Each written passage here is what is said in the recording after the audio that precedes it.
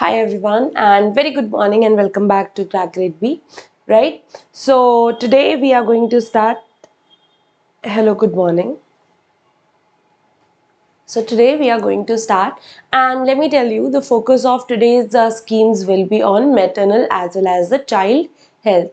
We are going to see so many schemes which has been launched by the government in order to provide the comfort to the all pregnant ladies or the other mothers, right? So we'll be seeing the programs related to cash assistance, quality maternal care, and etc. So all the programs that we are going to discuss today are related to this particular component. So let's start with the scheme. See, related to doubts, I have always told you two things are there. If it is your individual doubt, it pertains to a topic that I have already taught in a previous class. Please try to write a comment below that particular video, whatever kind of doubt you might have.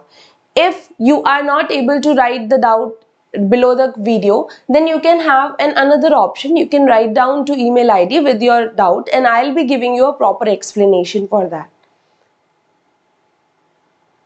Yeah, so you have got a doubt, I understand that. Please write down below the video itself from whatever video you have got the doubt. That is the best practice. This is how I can address what kind of doubt you have, right? So go email ID. This is the mail ID, crackgradeb@gmail.com, right? You can write it down. Please write in the email. Please forward it to Sapna ma'am. I'll check into it. I'll address to it whatever kind of doubt you have. And this is not just for you, Deepak. This is for everyone who wants to ask me any kind of doubt. But the best practice is, yes, if you have doubt, please write down below the video. That is the most convenient thing. Now let's move on to and talk about the initiative that we are addressing today. This is your RMNCH plus A. Why this initiative?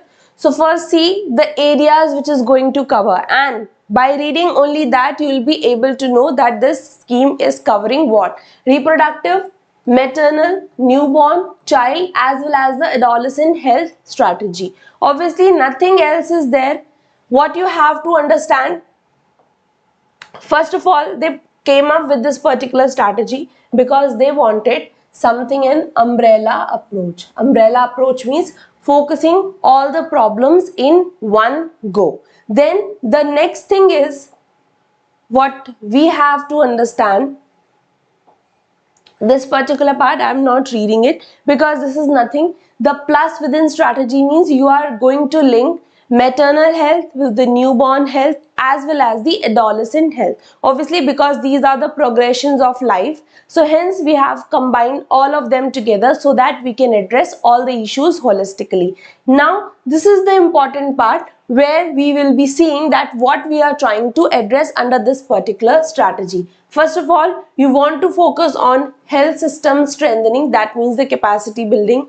Next, prioritization of the high impact interventions for various life cycle as well as integrated monitoring and broad-based collaboration and partnership with the ministries, departments and development. Nothing major to study under this particular strategy. Now moving to the important component of our schemes, that is maternal health.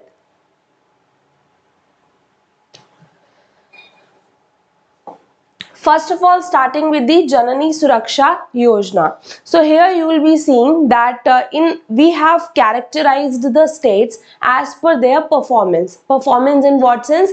Performance in the maternal health related indicators. So we have segregated the states as well as low performing and high performing, right? In these two categorizations we have divided it. In low performing states where the maternal health parameters are not very good, we are going to provide the health assistance, that means the cash assistance to all the women. And in high performance states where the state is already performing quite well on maternal health parameters, we are going to provide this support just to the needy population, that is your BPL category or SC/ST category population, right? So these have been the bifurcations under this.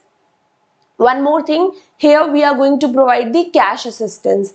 Cash assistance will be provided to women, obviously, who is going to be a mother, as well as we are going to provide the incentives to ASHA activists as well, right? So both these components are there. Let's just see them. Janani Suraksha Yojana, it was launched in 2005 through United Nations Population Fund, initiated by modifying the existing National Maternity Benefit Scheme. Aim is to decrease the neonatal and maternal death. You will see so many schemes are there. We are completing everything, or we are covering everything right from the start of cash assistance. We are also providing the health checkups, right? Apart from that, infrastructure related component is also there. So funding is, it is 100% centrally sponsored scheme. What does 100% centrally sponsored scheme? What is the difference between centrally sponsored as well as the central sector scheme? See, here is 100% funding is to be provided by the central government, right? So what is the difference between 100% centrally sponsored scheme and central sector scheme? What do you understand with this?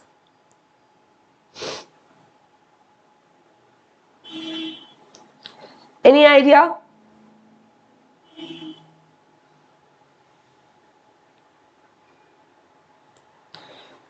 Any sort of idea you might have? Yeah, I'm asking what is the difference between 100% centrally sponsored scheme and central sector scheme? 100% centrally sponsored scheme.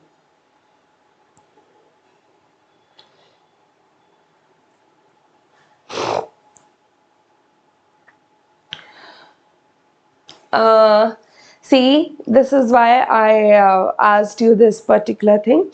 What happens is, please understand, I am going to repeat it again until and unless you learn it by a heart. So, centrally sponsored scheme means central as well as state, both are coming to fund the program, right? Apart from funding, there is another component called as the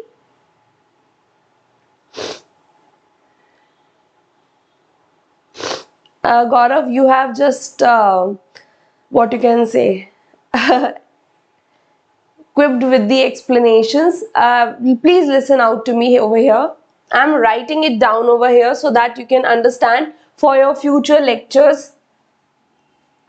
When we have central sector schemes, and then we have centrally sponsored scheme.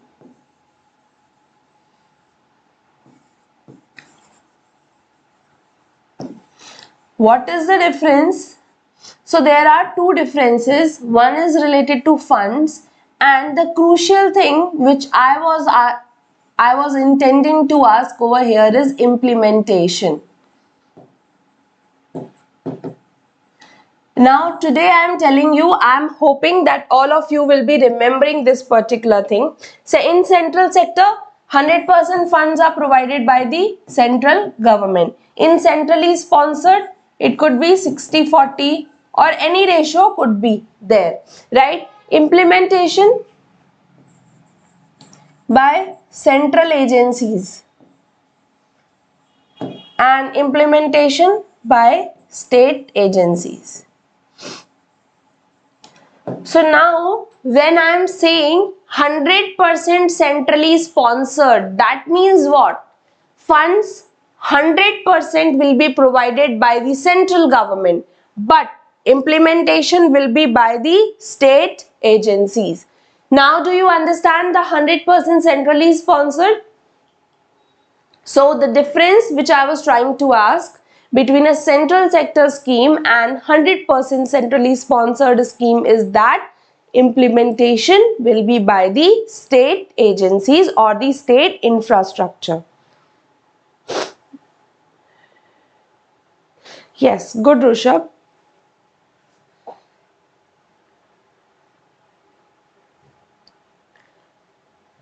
Now next thing, we are going to provide the cash assistance for the institutional delivery. Institutional means in the government hospitals, Now these are the eligibilities and we are going to read it one by one. Just wait for a second.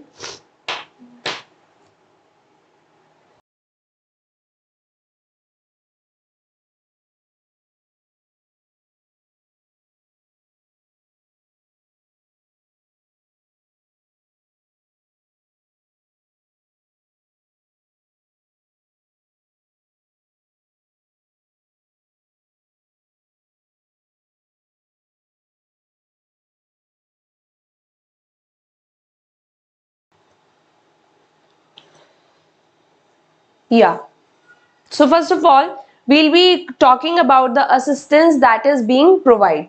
One by one, 500 rupees will be provided. It is a cash assistance to whom you will provide below poverty line, right? And for what? See, under the scheme, we are promoting institutional deliveries, but for whatever reasons that may occur, if a BPL category woman does the home delivery, instead of that, we are going to provide her 500 rupees as a cash assistance, but this assistance is limited just to BPL category, right? Regardless of the age as well as the number of children, no conditions onto it, because we understand that there is a disadvantaged population which lives in our country and we have to provide them assistance no matter what is the condition. Now moving ahead to the eligibilities of cash assistance. So for eligibilities of cash assistance, we have divided the states into two parts. Low performing states, high performing states. In low performing states means what? You are not performing enough on maternal indicators, like we have read about MMR, right? Maternal mortality ratio. Such indicators are there and you are not performing well enough on that. So because of this, in low performing states, we are going to provide the incentives to all pregnant women who are delivering in government health centers, sub-centers, health centers, community health centers, first referral units or general wards of district or state hospital. Did I only include government agencies? Yes, I included only government agencies, but here is a caveat for you. So I'll talk about caveat, but first let's complete this. Then we have got high performing states. So high performing states, they are already performing well. Hence, in those states, we are going to provide the benefit to all disadvantaged sections.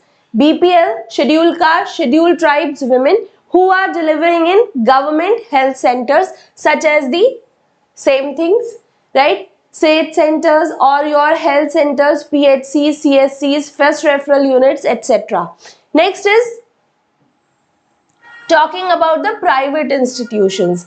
If a woman has delivered in a private institution, then whether she'll be eligible to get assistance or not. So the caveat is, if the woman belongs to BPL, SC/ST category, then she will be eligible to get the assistance under this particular scheme if she has delivered even an accredited private institution. That means such private institution is enlisted under your Janani Suraksha program, right?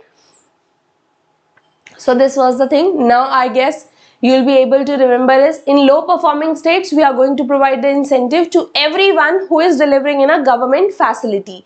In high performing states, we are going to provide the incentive who is delivering in a government health facility, but to BPL, SC/ST, and all the BPL, SC/ST women, whether they are delivering in an accredited private institution, they will be eligible to get the benefit.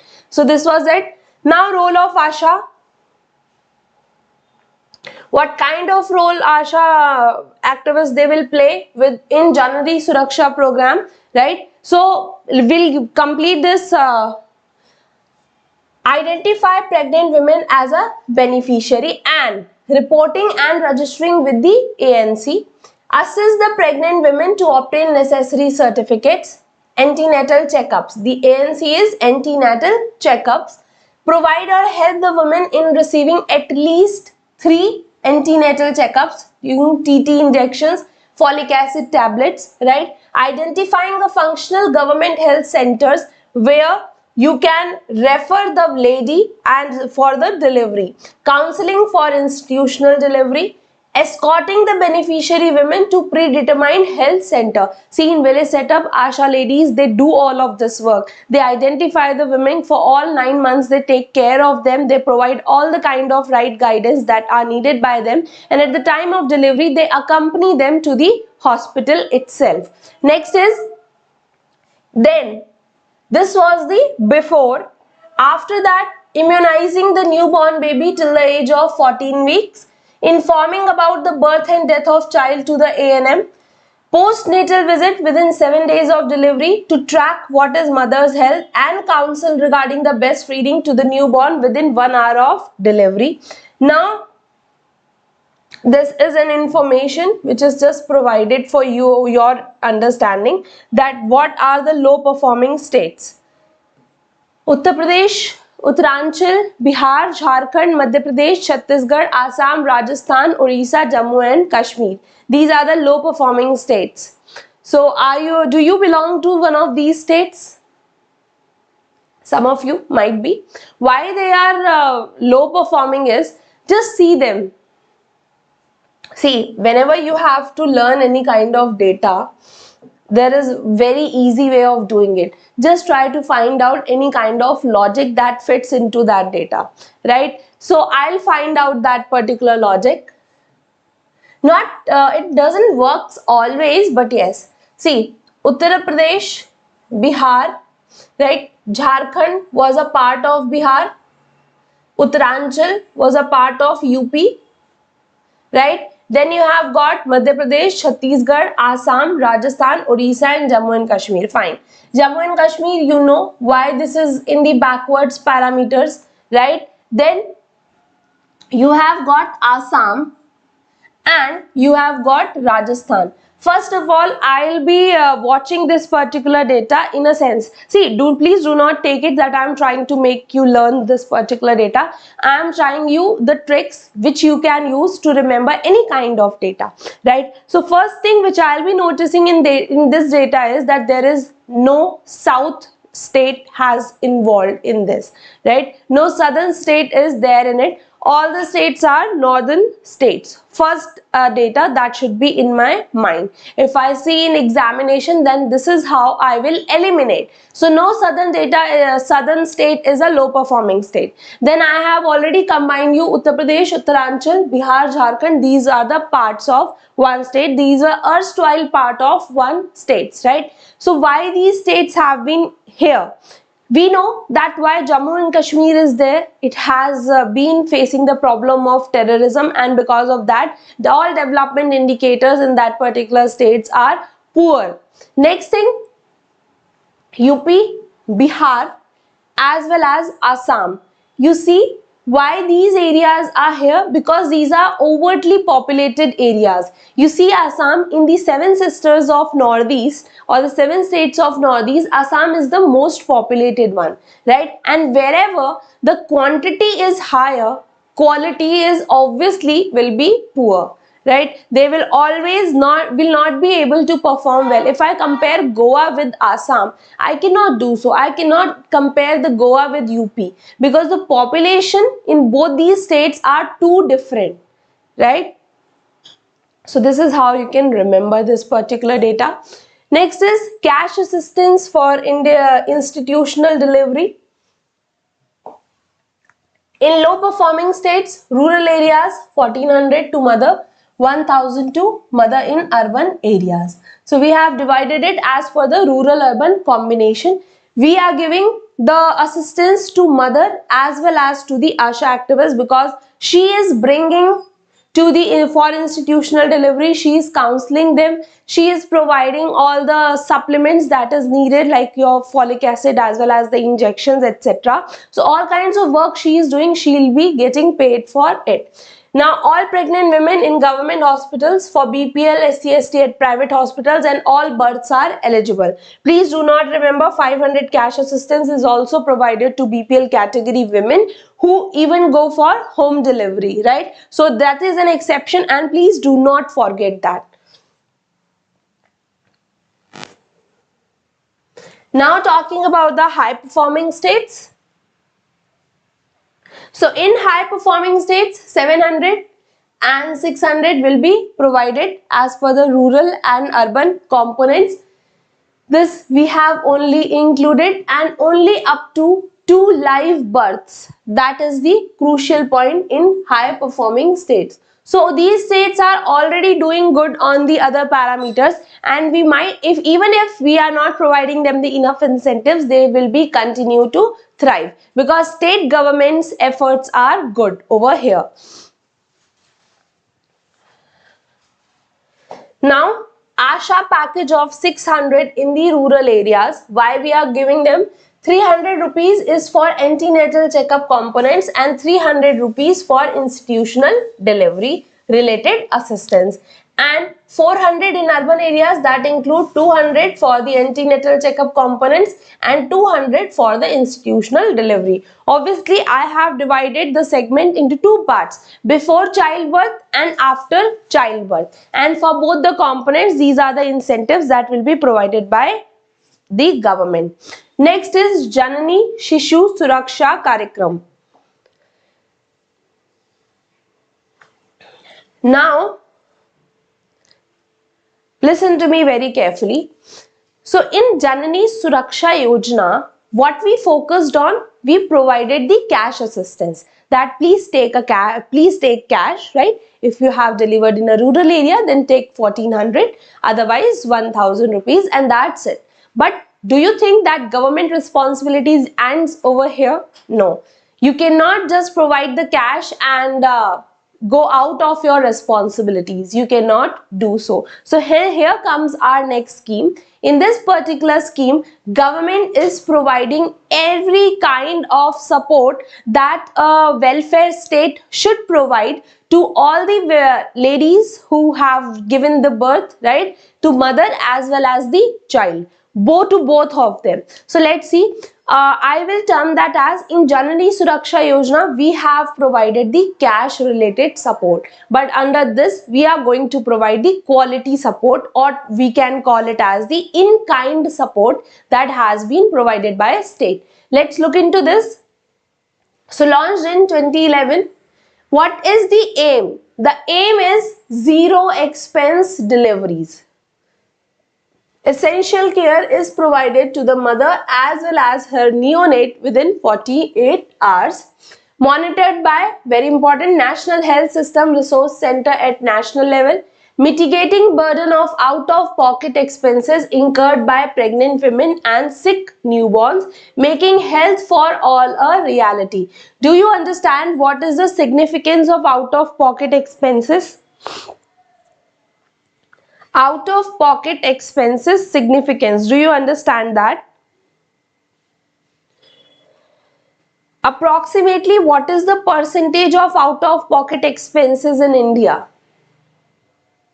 for health component? See, I'll tell you.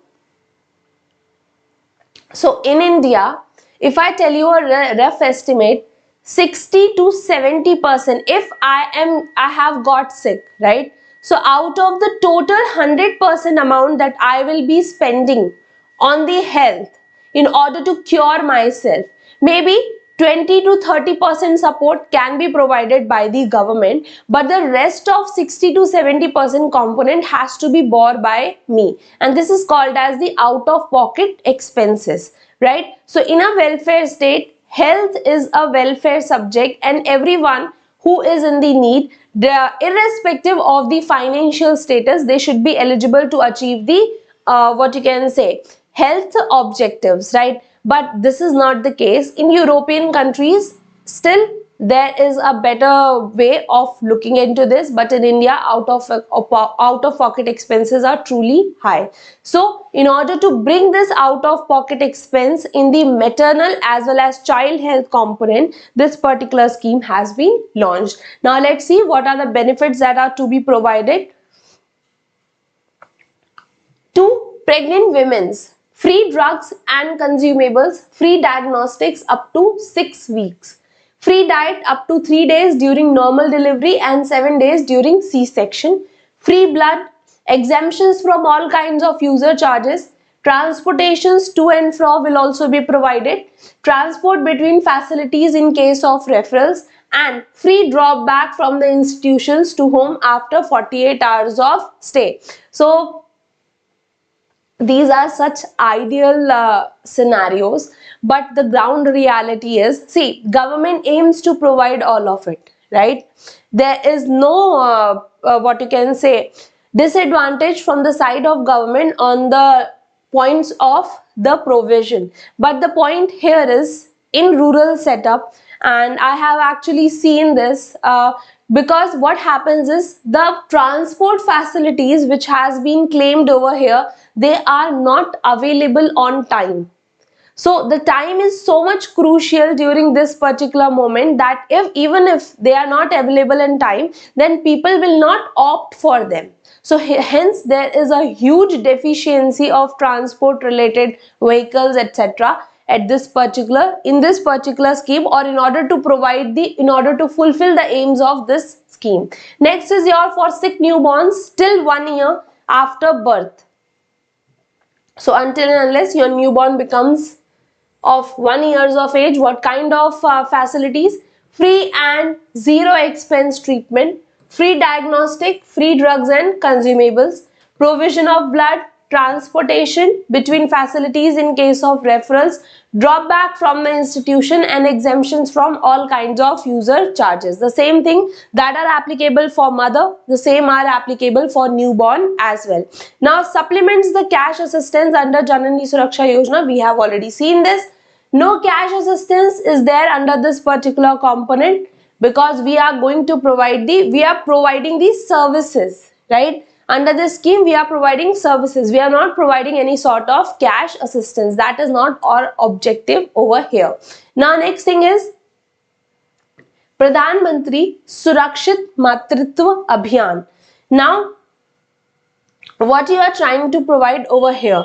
So, the provision is antenatal care to the women, right? So, the women should come and should seek guidance of the doctor, right, in government health facilities. This is the aim of this Surakshit Matritva Abhiyan. Let's just see this. It is an easy scheme, so we'll quickly cover this. Providing the comprehensive and quality antenatal care to all pregnant women. Please focus over here. In their second and third trimester on 9th of every month. Now coverage is rural and urban areas both. Ensuring that at least one antenatal checkup for all pregnant women in their second or third trimester by a physician or a specialist. Improving the quality of care during antenatal visits and identifying line listing of high risk pregnancies. So based on the history of the mother or the medical complications involved, the deliveries are also listed as the high risk. They paste a red color of what you can say sticker, so that in any kind of visits or even at the time of delivery, doctors are well aware that this is the case of a high risk pregnancy and we should be looking at it in a special care way. So this kind of work is also performed over here.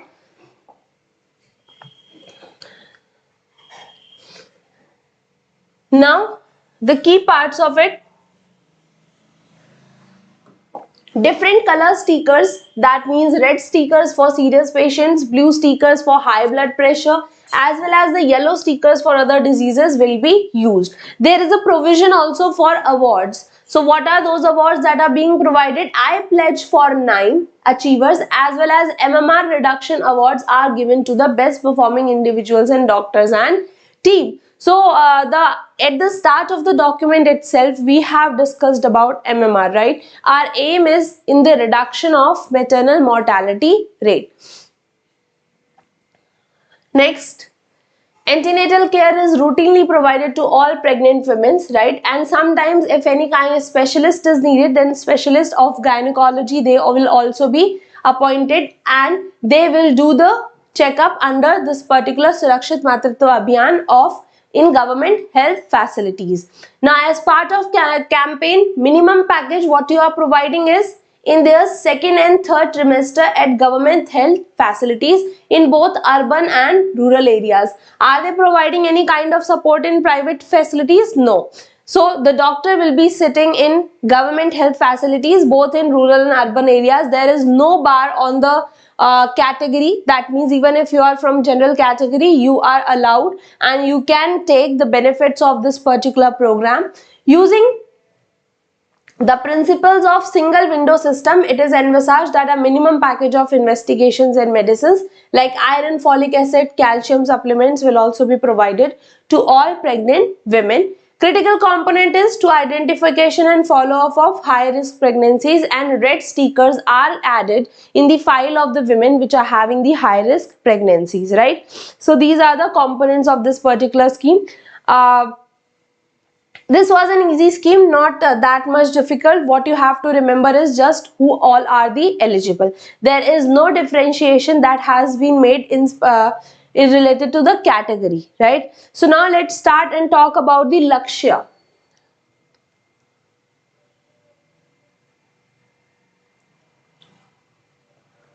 Lakshya is, I don't know whether you guys know about it or not. Sometimes before, I guess 2 to 3 years before, there was a news in a local item. So there was a district in Rajasthan. I'll not name the district. I'm not very sure that what was the name of district, but there is a district in Rajasthan, not near to the capital, but far away. So what was happening there was the people who are doing the work of cleaning in hospitals, they used to deliver the child, and doctors always remain absent. So that was the quality, and the issue was so highlighted in all the newspapers. I do not remember the exact timing, but I guess 2 to 3 years before this thing happened. So this is the what you can say, in the rural hinterland, this was the actual reality. Doctors are never available on time. I'll not generalize it. In some areas they do, right? But in most of the areas they don't. And because of their absence, all those other people who are not even qualified to do a institutional delivery, they are delivering the child, and that is too much risky, too much infection and other things can be involved in this. But that was the what you can say, the true reflection of what kind of facilities we are providing to the end mile citizen of ours. So with that particular intention, or with this particular backdrop, let's read about the Lakshya scheme. So Lakshya scheme is basically capacity development and infrastructure development in the labor room where deliveries happen. So it was launched in 2017. The aim is safe delivery mobile application for health workers who manage normal and complicated deliveries in the peripheral areas. Before starting with the scheme, I am going to tell you there are twin components of this particular scheme. One component is that your labor room should be well equipped, infrastructure should be top notch. That means you are able to provide the quality health service. And the other component is human component. So you want to train people so that they can handle both normal as well as the complicated deliveries. See over here, what is the overview? If your labor room is not highly equipped, then obviously maternal mortality rate can go up. So we want to reduce MMR as well as the new morbidity, improve quality of care during delivery, and enhance satisfaction of beneficiary, positive birthing experience, and provide respectful maternity care. Who all are target beneficiaries under this? So it will benefit every pregnant woman who is delivering under the public health institutions. It will improve quality of maternity operation theatres, labor room, obstetrics intensive care units, as well as the high dependency units.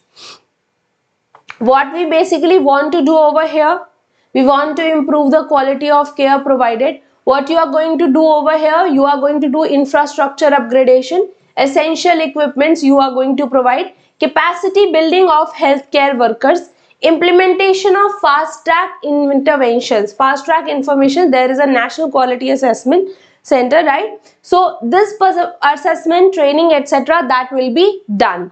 Capacity building of healthcare workers by skill-based training, that is the another component. I have already told you this. Now there is a certification concept over here. See, we want that you should be upgrading your labor room as well as the operation theaters. But have you actually done that? How we are going to measure that? So there is NQAS, is a National Quality Assessment Center, right? They are going to assess that what kind of upgradation you have done. The standards which has been maintained by you, are they comply with the government standards, what government has said to you? So if that is the case, we have seen certain percentages that are going to be achieved by these institutions, and on the basis of that we are going to provide you a specific recognition.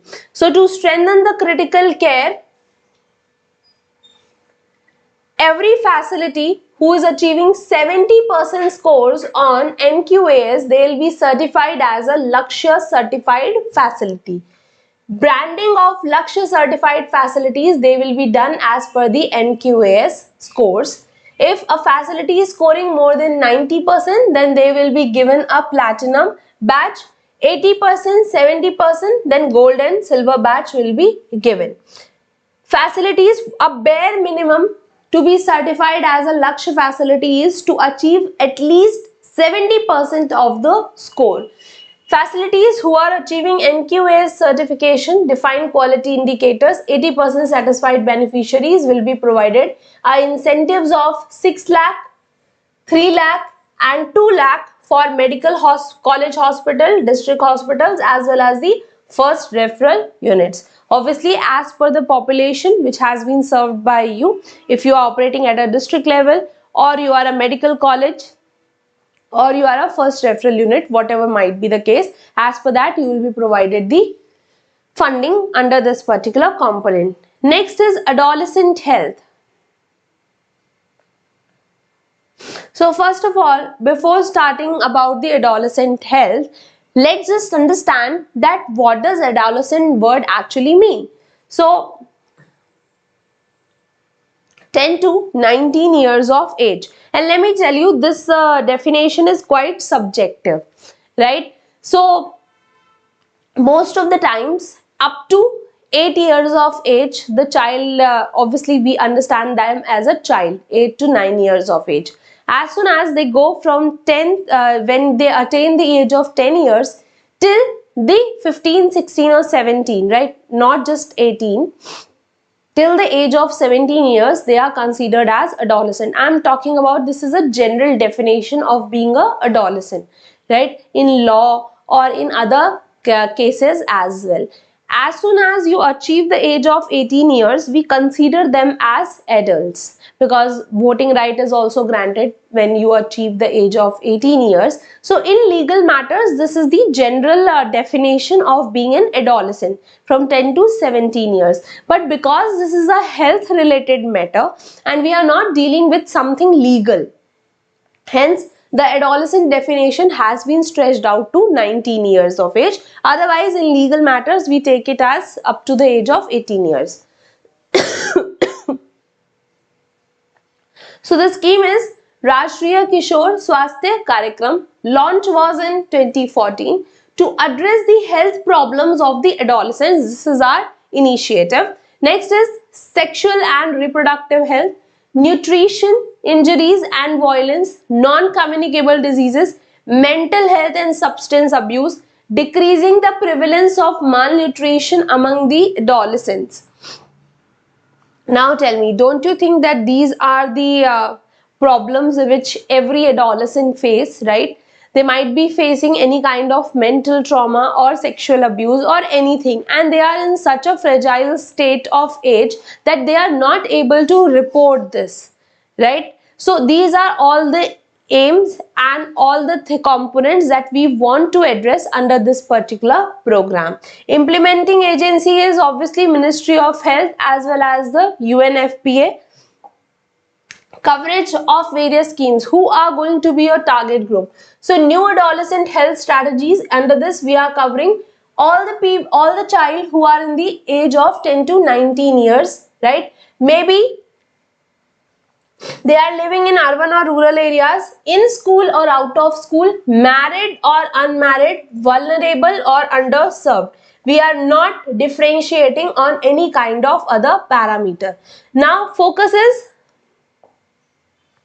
community-based interventions like peer educators. Peer educators will be from the age group of 15 to 19 years. 2 peer educators, 1 male, 1 female per village, per 1000 of population to reach out of school adolescents, and each Satya forms a group of 15 to 20 boys or girls from their community, and they conduct weekly 1 to 2 hour participatory sessions using these particular kits. Now, see, understand this, a child understands better or an adolescent understands better when the same thing, the same point is conveyed by a peer. That means we understand na, in our, I don't know in what age you guys are, but I'm hoping that you are about 20, 22, 23 something, right? So if before, please assume yourself when you have not attained the age of 18 years. We never liked what our parents said. We always like that what our friends say. And I'm not generalizing it. Some of you might also listen to your parents. But most of us, we have always listened and tried to imitate what our friends say. So that is called as the peer pressure, or we try to act how our peers act. So this is the same component. So Satya component has been brought in so that the adolescents can be made understand in their language or in their way of understanding without any particular pressure from any other member of society, right? Now the components under it.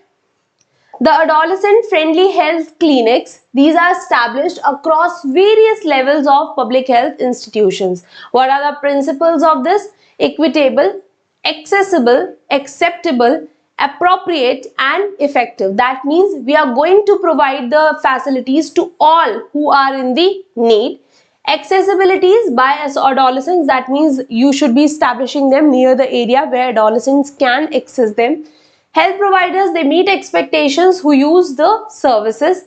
Required care is provided. Any unnecessary or harmful practices, these are avoided. And effective, whatever services you are providing, that should be right service, right way, as well as make a positive contribution to their health.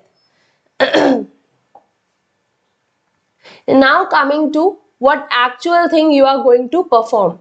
So there should be weekly iron folic acid supplements that are need to be provided to whom? To the child who is from 6th to 12th class, who are school going boys and girls, and they are out of school as well. So you are covering both of them, whether they are in the school or out of school, both the components you are covering. Next we have got peer educator program. This is being implemented in select 200 districts based on the health index and identified as the high priority districts. So within these districts, 50% of the blocks are being covered for the implementation of peer educator program. And finally, under the menstrual hygiene scheme, funds are provided to state UDs for the procurement of sanitary napkins for the adolescent girls. Right? The major objectives of this particular scheme is obviously to increase awareness about menstrual hygiene, to use high quality sanitary napkins, as well as to ensure safe disposals of the sanitary napkins. So these are the interventions that you are going to do for the adolescents under your health scheme. Now we'll be talking about child health, but not today. In tomorrow's lecture we'll be talking about this. So this is it. We are going to do this much in this particular lecture. If you like this lecture, please do not forget to hit the like button, and thank you so much.